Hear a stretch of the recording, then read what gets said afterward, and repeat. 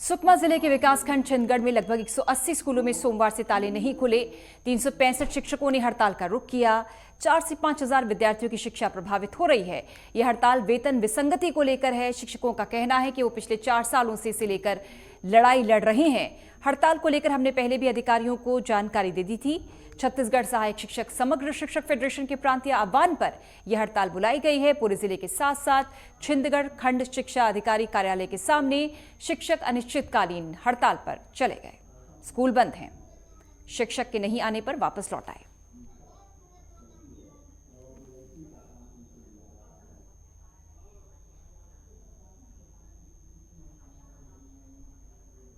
सहायक शिक्षक समग्र शिक्षक फेडरेशन के बने तले आज जिला कई छिंदगढ़ में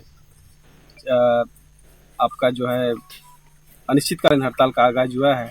और ये जो अनिश्चितकालीन हड़ताल जो है किस लिए किया जा रहा है, आप सभी जानते ही हैं कि हम लोग का जो विगत 22 से 23 वर्ष से ये जो वेतन विसंगति की जो लड़ाई है हो रही है, उसमें से 2005 में जो हम लोग का वेतन निर्धारण हुआ वहाँ से गलत हुआ। उसके बाद 12 में जो निर्धारण हुआ उसमें भी गलत हुआ।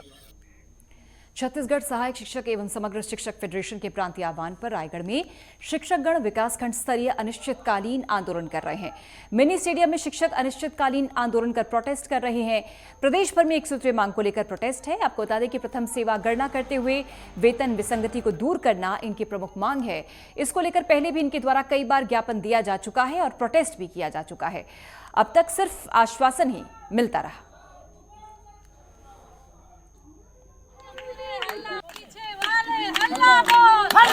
हमारी मुख्य और एक सूत्रीय मांग है प्रथम सेवा की गणना करते हुए वेतन विसंगति दूर करने का।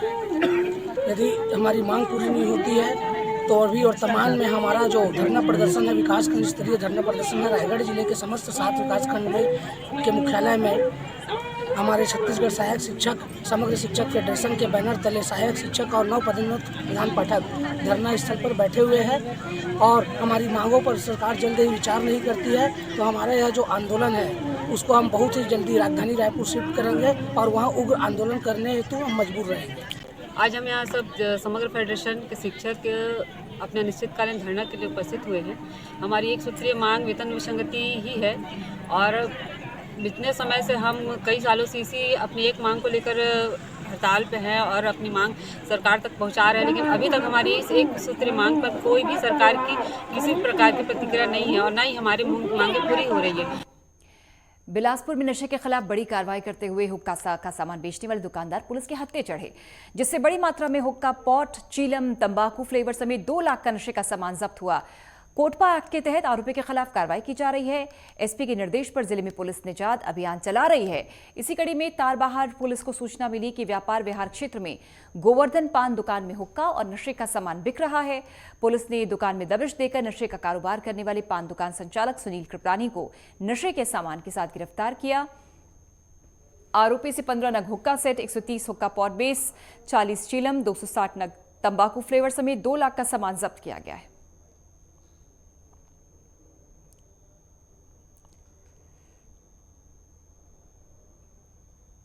महोदय के निर्देश पर जिले में नशा एवं जो नशे के सब कारोबारी हैं उनके विरुद्ध निजात अभियान चलाया जा रहा है। इस तारतम्य में तारबहार थाना क्षेत्र में पुलिस को सूचना मिली थी कि व्यापार विहार थाना क्षेत्र में जो एक व्यापारी है सुशील कृपलानी, उसके द्वारा हुक्का और हुक्का से संबंधित सामान तथा सुगंधित तंबाकू का विक्रय किया जा रहा है और नाबालिगों को भी बड़ी मात्रा में बेचा जा रहा है। इस पर पुलिस द्वारा त्वरित कार्रवाई करते हुए सुशील कृपलानी को हिरासत में लिया गया और इससे कुछ सामान उसकी दुकान में बरामद किया गया तथा उसकी निशानदेही पर तोरबा थाना क्षेत्र के उसके निवास और गोदाम में बड़ी मात्रा में हुक्का का सामान, हुक्का पॉट और सुगंधित तंबाकू बरामद किया गया है। बिलासपुर का रुख करेंगे। सिविल लाइन थाना इलाके में एक युवक की लाश मिलने से इलाके में सनसनी मच गई। मामले में मृतक के दोस्तों ने सिविल लाइन थाना पुलिस से कार्रवाई कर जांच की मांग की है। सड़क किनारे युवक का शव मिला था। पुलिस ने कब्जे में लेकर अब आगे कार्रवाई का आश्वासन दिया है परिजनों को। कल रात में एक सूचना आई कि एक व्यक्ति की नाली में गिर के मौत हो गई है और ऐसा पता चला है कि वो शराब का सेवन किया हुआ था, जिस वजह से अपना उसका बैलेंस बिगड़ा। और चूँकि हमें अब सीसीटीवी फुटेज से हमने देखा है कि वो एक गाड़ी से उतरा था और फिर उसके बाद कुछ दूर चला है, तो हमने उस गाड़ी को जब्त किया है। और इसके अलावा जो उसमें लोग बैठे थे उनसे भी हम उनको भी लगातार पकड़ के उनसे पूछताछ करेंगे और जो मर्ग की जांच है उसको सही तरह से करेंगे। हम पीएम रिपोर्ट का भी इंतजार कर रहे हैं। मध्य प्रदेश की दतिया में विकास यात्रा के तीसरे दिन गृह मंत्री डॉक्टर नरोत्तम मिश्रा तकरीबन 1 दर्जन ग्रामीण इलाकों में पहुंचे। ग्रामीण महिलाओं ने अपने सिर पर कलश रखकर श्रृंखला निकाली, गृह मंत्री का अभिनंदन किया। गृह मंत्री डॉक्टर नरोत्तम मिश्रा के साथ जिला कलेक्टर संजय कुमार सहित बीजेपी के जनप्रतिनिधि भारी संख्या में शामिल रहे। गृह मंत्री ने बीजेपी सरकार की उपलब्धियां गिनाते हुए मुख्यमंत्री शिवराज सिंह चौहान एवं देश के प्रधानमंत्री द्वारा चलाई जा रही जन कल्याणकारी योजनाओं की जमकर तारीफ की और योजनाओं का लाभ समय पर मिल रहा है, इसकी जानकारी उन्होंने ग्रामीणों से सवाल जवाब करके ली। अरे भाई से थोड़ा हाथ उठाओ, कौन कौन का भैया है? वाह, मैं हाथ नीचे कर लो। आपके यहाँ पर 86 बिटिया भैया, कितनी? 86। इतने हाथ उठाए बहनों ने, बेटियों ने। और आप सबके खाते में हम आज डालेंगे 1,22,98,000 रुपया। आप सब बेटियों के खाते में रहेंगे। जिस दिन उनकी पात्रता पूरी होगी उस दिन उनको मिल जाएंगे। हर बेटी लखपति पैदा होगी। ये हमारी पार्टी की सरकार है, ये शिवराज सिंह जी की सरकार है, ये प्रधानमंत्री मोदी जी की सरकार है। ये इसमें 1,22,98,000 पेट से पैदा होने वाली हर बेटी लखपति होगी। बेटियों में और बेटा में दुभात मत करना। अब बेटी की शादी की चिंता तुम्हें नहीं करनी है, बेटी की शादी की चिंता भारतीय जनता पार्टी की सरकार करेगी। भारतीय जनता पार्टी के जिला अध्यक्ष प्रीतम सिंह, मंडल अध्यक्ष बटियागढ़ कपिल शुक्ला के साथ पुलिस अधीक्षक कार्यालय पहुंचे और एक ज्ञापन पुलिस अधीक्षक को सौंपकर मामले में जांच की मांग की। आपको बता दें कि बटियागढ़ मंडल अध्यक्ष पर कुछ दिनों पहले कई आरोप लगाए गए थे और उन आरोपों को निराधार बताते हुए निष्पक्ष न्याय की मांग करते हुए जिला अध्यक्ष बटियागढ़ मंडल अध्यक्ष समेत पार्टी के अन्य पदाधिकारियों ने पहुंचकर ज्ञापन सौंपा। हाल ही में बटेगढ़ में हमारे बटेगढ़ मंडल अध्यक्ष कपिल शुक्ला के विरोध में जिस प्रकार से बयानबाजी की जा रही है और उन्हें झूठे प्रकरणों में फंसाने के लिए पुलिस पर दबाव बनाया जा रहा है, उसको लेकर के आज एसपी साहब के पास आए थे और एसपी साहब को आवेदन दिया है कि उस घटना की सूक्ष्मता से जांच करके उसकी विवेचना की जाए। यदि ये दोषी हैं तो निश्चित ही अक्कू शुक्ला पर कार्रवाई की जाए और यदि ये दोषी नहीं है तो इन्हें जो ज़बरदस्ती केसों में फंसाने का प्रयास किया जा रहा है तो उसको लेकर के उन पर भी कार्रवाई की जाए, उन पर भी एफआईआर दर्ज की जाए। हमारे कपिल शुक्ला मंडल अध्यक्ष हैं जो स्वच्छ परिवार के हैं और कुछ लोगों ने उन्हें फंसाने की कोशिश कर रहे हैं। तो मैं सभी मंडल अध्यक्ष के साथ में जिला अध्यक्ष भी साथ में रहे हैं। एक एसपी महोदय के लिए ज्ञापन दिया है कि निष्पक्ष जांच करने का आप आदेश दें टीआई साहब को और निष्पक्ष जांच करें, चाहे वो कपिल शुक्ला जी हो, कार्रवाई करें। दूसरे व्यक्ति को 4 तारीख को बटियागढ़ से कुछ लोगों ने आके माननीय पुलिस अधीक्षक महोदय को एक ज्ञापन सौंपा था, जिसमें उन्होंने मेरा जिक्र किया था कि कपिल शुक्ला मंडल अध्यक्ष के भाई हैं अक्कू शुक्ला और मेरे राजनीतिक प्रभाव के कारण थाना प्रभारी ने एफआईआर दर्ज नहीं की। चूँकि मामला पूरा झूठा था, मेरे साथ बटियागढ़ के लोग भी आए हैं, मेरी पार्टी के लोग भी हैं। मामला ऐसा था, 2 तारीख की घटना है। ये सिल्लू असाटी, उनके पुत्र शुभम असाटी, शिवांक असाटी, उनके भाई पप्पू असाटी और 6-7 लोग जनपद पंचायत के सामने गालियाँ बक रहे थे। चूँकि मैं वहाँ था नहीं तो मुझे किसी ने घटना की जानकारी दी और उसी तारतम्य में ये गालियाँ दे के वो तुरंत थाने पहुँच गए कि मेरे बेटे से अक्कू शुक्ला ने 6 लाख रुपए से भरा हुआ बैग लूट के ले गया।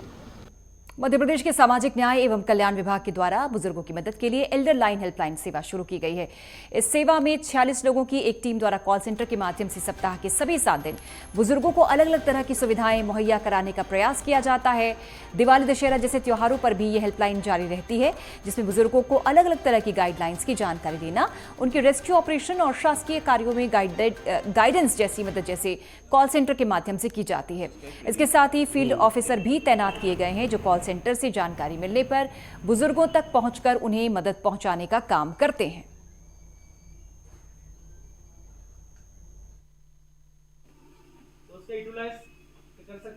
फिजियोथेरेपी में उसका कंजेशन है पेशेंट के लंग्स के अंदर, उसको रिलीज कर सकते हैं।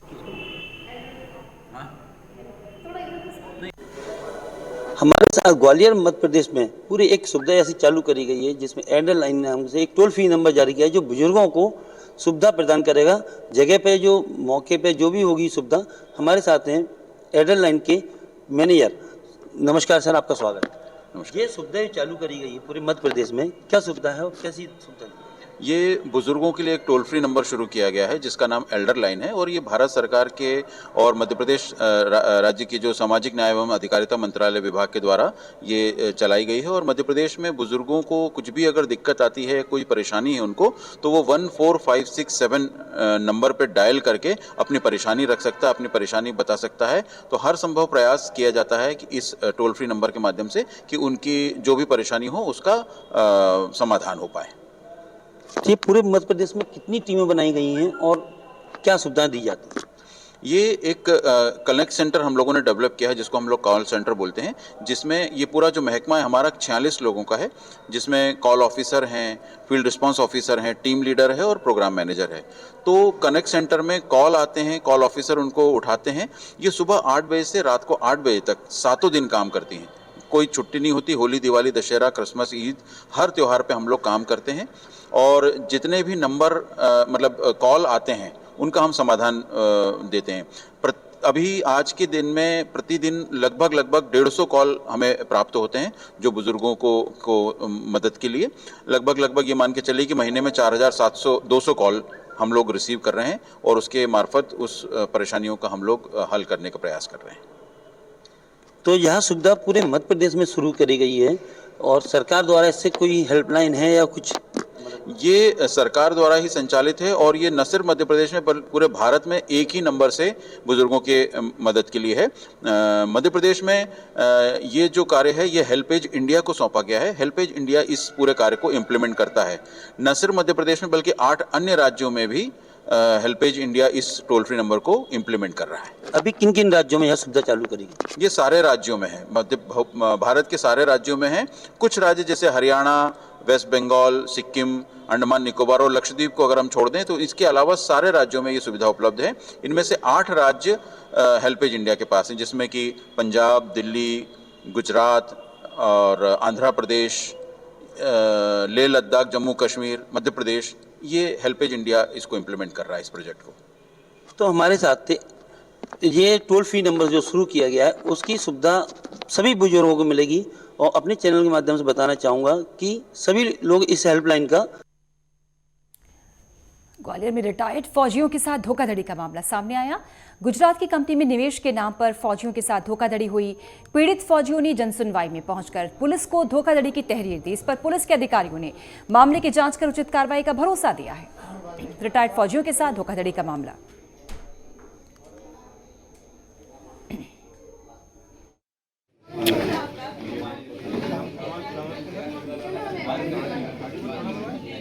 जो है हमारे पास एक कंप्लेन आया है जिसमें नेक्सा टेलीकॉम कंपनी ऐसी कंपनी जो है जो जिसमें बहुत सारे लोगों को जो खुद भी फौजियों के द्वारा स्टार्ट की गई है और उन्होंने जो फौजी रिटायर होने वाले थे उनको जो रिटायरमेंट पे जो पैसे मिलते हैं, फंड मिलता है, तो उस पैसे को उन्होंने बोला कि आप हमारी कंपनी में इन्वेस्ट करो और हम आपको हर महीने हर हफ्ते इतने पैसे देंगे। तो ये इन्वेस्टमेंट का जो झांसा दिया और उस पर बहुत सारे फौजियों से उन्होंने पैसे ले लिए जो रिटायर होने वाले थे। हमारे साथ सर एक एक्समैन थे फौजी और उनका नाम था सुभाष चंद्र बिजारनिया। वो ग्रेनेडियर रेजिमेंट से थे और हम सभी फौजी भाइयों को जब हम पेंशन आते थे तो वापस सेंटर में वो मिलते थे, हमारे साथ बातचीत करते थे। बोले हम धौलेराम हैं, ज़मीन का हमारा काम है और हम ज़मीन में इन्वेस्टमेंट कर रहे हैं, आप लोग भी ज़मीन में इन्वेस्टमेंट करो। फिर वो ज़मीन में इन्वेस्टमेंट के नाम पर क्या करते थे कि हमें वीकली पेमेंट देते थे।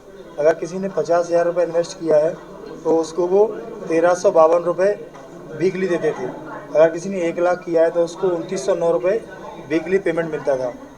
ग्वालियर में पुलिस ने जनसुनवाई की। इस दौरान हजीरा कांच मिल निवासी एक परिवार ने पुलिस को तहरीर दी। पीड़ित का आरोप है कि उन्हें जबरन मकान खाली करवाने के लिए धमकाया जा रहा है। पुलिस अधिकारियों के मुताबिक संपत्ति विवाद को लेकर धमकी दी गई है। मामले की जांच कर उचित कार्रवाई का भरोसा दिया गया।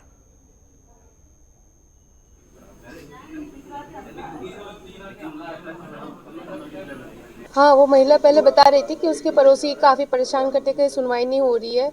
तो क्योंकि नॉर्मली पड़ोसी के साथ जब भी होता है तो ये वाद विवाद जैसी स्थिति होती है ज़मीन को लेके। तो मैंने उनसे बार बार पूछा कि इतिहास क्या है बताओ। फिर उन्होंने लास्ट में मुझे बताया कि दोनों का पहले क्रॉस केस हो चुका है, दोनों का एक दूसरे के साथ उनके ज़मीन के रिलेटेड वाद विवाद है। तो वो लोग आके ज़मीन मांगते हैं और ये लोग भी अपना रखते हैं कि हमारा है। तो ये एक्चुअली 420 की है, जो जाके बाद में गाली गलौज जैसी हो जाती है। 5 तारीख को रात में 10:30 बजे मैं घर पे अकेली थी, मम्मी मेरी अस्पताल में थी और मेरे को अकेला देख के पाके उन लोगों ने बहुत गंदी गंदी गालियाँ दी, गेटों में लात मारा, बाहर निकल, तेरा ऐसा कर दूंगा, तेरा रेप कर दूंगा और तुझे घर में नहीं रहने दूंगा, तेरी आंखों में मिर्ची झोंक दूंगा, गंदी गंदी गालियाँ दे रहे थे। जित्तू किशोर, जित्तू क्यों करते हैं ऐसा? क्यों परेशान करते हैं, घर में नहीं रहने दे रहे वो। घर में ये कह रहे हैं घर में से निकलो, ये मकान भी हमारा है, कब्जा करना चाहते हैं, पड़ोसी है वो हमारे। हरदा बाईपास रोड पंकी के पास से अवैध रेत से भरी हुई ट्रैक्टर ट्रॉली अंधी रफ्तार से दौड़ती नजर आ रही है। हालांकि रेत की खदानें अभी बंद हैं, फिर भी अवैध तरीके से रेत का परिवहन हो रहा है। अवैध रेत से भरी हुई ट्रैक्टर ट्रॉली की स्पीड बहुत तेज होती है। इस अंधी रफ्तार से दौड़ रही रेत से भरी ट्रैक्टर ट्रॉली से खेड़रा ग्राम निवासी और स्कूल में पढ़ने वाली छात्राएं काफी परेशान हैं। उनका कहना है किसी भी दिन कोई बड़ा हादसा होने की संभावना है।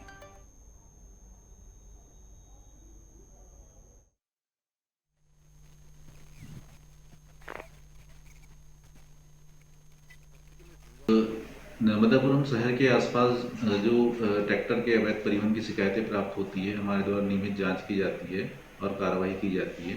अब पर्टिकुलर बरंडुआ गांव का जैसे आपने बताया, वहाँ पे सघन जांच किया जाएगा और यदि कुछ अवैध पाया जाता है तो बिल्कुल कार्रवाई की जाएगी उसमें। ट्रैक्टर ट्रॉलों की स्पीड इतनी है कि कुछ कहा नहीं जा सकता। यहाँ पर हमारे साथ कुछ ग्राम पंचायत के लोग हैं, उनसे चर्चा करना चाहेंगे किस तरीके की यहाँ लोगों को समस्याएं होती है। और सुनने में और देखने में ये आ रहा है कि जो रोड यहाँ बनी हुई है वह रोड काफी कुछ क्षतिग्रस्त हो चुकी है। यहाँ कुछ लोग हैं, उनसे जानना चाहेंगे। क्या नाम है दादा आपका? सरवन मीना। मीना जी, यहाँ से लगातार भारी स्पीड में ट्रैक्टर ट्रालियां गुजरते हैं, क्या प्रभाव पड़ता है? अरे इससे बहुत प्रभाव पड़ता है, हमारे बच्चों को दिक्कत है, हमको भी दिक्कत है, धूल भी उड़ती है, गाँव पूरा परेशान है। मगर मिट्टी के डंपर भी चल रहे हैं, डंपर भी बंद नहीं होते, 1-2 दिन बंद हो जाते हैं, इसके बाद बंद ही नहीं होते। डंपर और रेत से भरी हुई जो ट्रैक्टर ट्रालियां होती है उनको बंद कराने के लिए आपने कुछ प्रशासन से कुछ कहा है क्या? नहीं, अभी तक तो हमने कुछ नहीं कहा, वो आपसी में बात होती बस। हाँ, उन्हीं से बात कर लेते, भैया धीरे चलाओ। इसके बाद अगर ज्यादा कुछ बोलते तो वो ये बोलते भैया आगे जाना, देखते हैं मेन रोड पे डंपर वाले। देखिए, तो ये एक अलग चीज है कि जिस तरीके से ग्रामवासी बोलते हैं कि थोड़ा स्पीड से स्लो चलाएं, लेकिन लोग जो डंपर चालक हैं, ट्रैक्टर ट्राली चालक है, वह लोगों को खुद डरा देते हैं कि आगे मिलिए आप। मतलब इससे आप क्या समझ सकते हैं, क्या महसूस किया जा सकता है कि जो लोग आवाज उठा रहे हैं उनकी आवाज को पूरी तरह से कुचलने और दबाने का प्रयास कर रहे हैं? स्कूल शासकीय एकीकृत माध्यमिक शाला खेड़ला में हम पढ़ते हैं और लंच के टाइम खाना खाने के बाद बहुत सारे बच्चे अपने अपने घर जाते हैं। खाना खाना है, जिसको मध्यम भोजन में खाना वो वहाँ पे खाते हैं, जिसको घर पे जाना हो वो घर जाते हैं। लेकिन किसी किसी का घर रोड के किनारे है, जो ट्रैक्टर रेत के ट्रैक्टर ट्राली और जो ट्रक चलते हैं वो बहुत ही तेजी से चलते हैं। कृपया इनको धीरे चलाएं। देखिए, जिस तरीके से नन्हे बच्चों ने बताया कि रेत की जो ट्रैक्टर ट्रालियां हैं अवैध रूप से उत्खनन तो चालू हुई है, लेकिन रेत से भरी हुई ट्रैक्टर ट्रालियों की स्पीड इतनी होती है कि इन बच्चों को भी परेशानी होती है। मेरा नाम है नारायण मीना।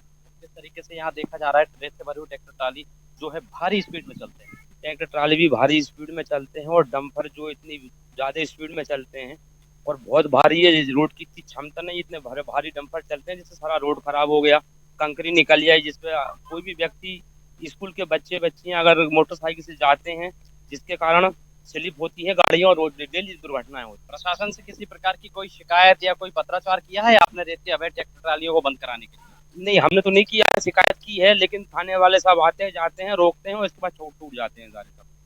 देखिए, शिकायत करने के बावजूद भी इन ग्रामवासियों को कोई सफलता नहीं मिल पाई है। अनिल यादव, नर्मदापुरम नेटवर्क 10। मध्य प्रदेश के खंडवा शहर में 2 युवक पर आंख में मिर्ची डालकर चाकू मारने के मामले में खंडवा पुलिस ने खुलासा कर दिया है। इस मामले में पुलिस ने कुल 5 लोगों को आरोपी बनाया। इसमें 4 नाबालिग और 1 बालिग आरोपी है। जांच में इस बात का भी खुलासा हुआ है कि शहर में अशांति का माहौल बनाने के लिए इन आरोपियों का उपयोग किया जाता था। इन सभी आरोपियों ने उज्जैन के कुख्यात गुंडे दुर्लभ कश्यप की तरह अपना नाम मशहूर करने के लिए चाकूबाजी की वारदात को अंजाम दिया था। पुलिस अधीक्षक विवेक सिंह ने कहा कि ऐसे लोगों के खिलाफ सख्त एक्शन किया जाएगा जिन्होंने नाबालिगों को उकसाकर इस घटना को अंजाम दिया।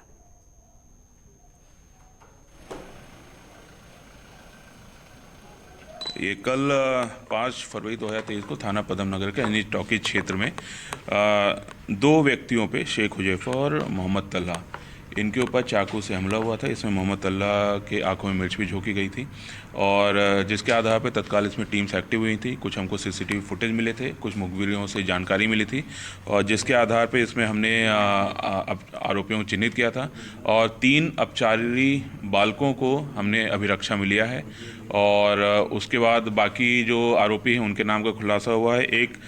एक घटनाक्रम जिसमें शेख हुजैफा पे हमला हुआ था उसमें 5 कुल आरोपी थे, जिसमें 4 अपचारी बालक और 1 बालिग राजा राठौर नाम का आरोपी है और दूसरे जो घटनाक्रम था उसमें 2 अपचारी बालक और 1 राजा राठौर नाम का आरोपी है। तो इस प्रकार से 2 जो 307 के प्रकरण थे उसमें हमको जो मेन आरोपी हैं उनके नाम का क्लियर हो गया है। मुरार से 7 नंबर चौराहे पर एक स्कूल वैन में आग लग गई। हादसा उस वक्त हुआ जब वैन स्कूली बच्चों को घर छोड़कर वापस आ रही थी। आग की सूचना पाकर मौके पर फायर ब्रिगेड की गाड़ियां पहुंची। काफी मशक्कत के बाद आग पर काबू पाया गया। स्कूली वैन में आगजनी की इस घटना में कोई बड़ी जनहानि नहीं हुई। पूरे मामले की जांच की जा रही है, किस कारण यह हादसा हुआ।